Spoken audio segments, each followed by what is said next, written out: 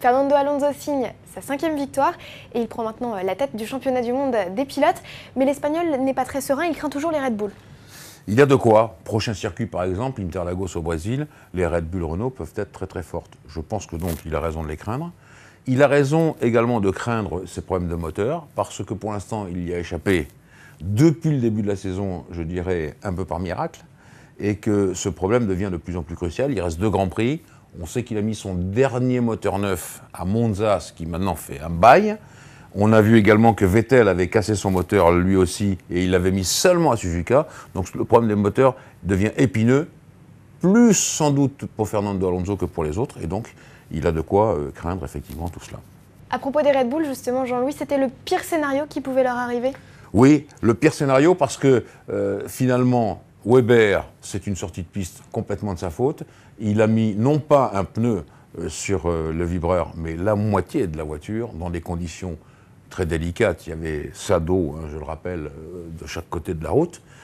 Ça, c'est donc sa faute complètement. Et Vettel, c'était le 3e Grand Prix pour ce moteur-là, et il n'a pas tenu. Alors, je me demande si c'est peut-être d'être resté trop longtemps derrière la voiture de sécurité.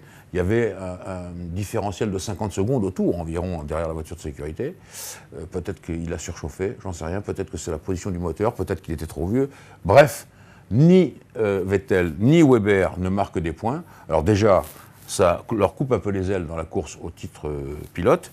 Et puis, effectivement, ça obère aussi la performance des Red Bull sur l'ensemble du championnat constructeur, puisque McLaren, Mercedes et Ferrari se rapprochent. À propos des McLaren, Jean-Louis, Lewis Hamilton est arrivé 2e, juste derrière Fernando Alonso. Alors s'il est toujours dans la course au titre, on ne peut pas en dire autant de son équipier Jenson Button. Pour Button, même si mathématiquement il est encore en lice dans la course au titre mondial, ils font un miracle maintenant pour qu'il puisse aller jusqu'au bout dans cette course. On sait maintenant que les 3 favoris sont naturellement Alonso, Weber et Hamilton. Weber a fait une bêtise, il a brûlé son joker en Corée. Alonso a été super, et Hamilton aussi, donc c'est un juste retour des choses.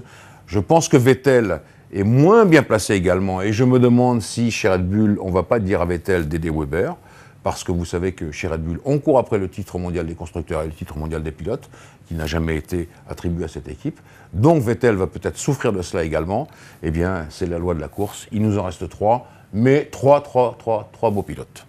Course chaotique, météo capricieuse. Jean-Louis, le départ a été donné plus d'1h40 après l'horaire initial, du jamais vu en Formule 1. Je pense qu'il y a eu des Grands Prix où ça a été encore plus tardif que ça, où il a fallu s'arrêter même avant. Je rappelle la Malaisie, par exemple, où il y a eu demi-attribution des points.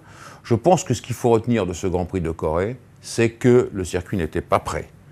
Alors, on l'a déjà évoqué, on savait que des pressions au plus haut niveau ont eu lieu sur Charles Whiting pour qu'il donne son feu vert. Ce que l'on peut dire, c'était que Bernie Ecclestone était d'une humeur de chien là-bas en Corée parce que rien n'allait comme il le voulait.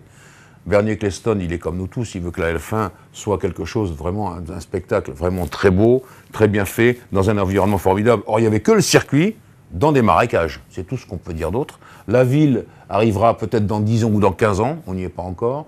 Enfin, c'est tout un micmac, et je me demande d'ailleurs si on retournera en Corée un jour, je n'en suis pas sûr. En tout cas, le circuit en lui-même est pas mal, dangereux. Il faut refaire l'entrée des stands et la sortie des stands. On ne comprend pas pourquoi d'ailleurs ça a été fait comme ça. Peu importe, fermons la parenthèse.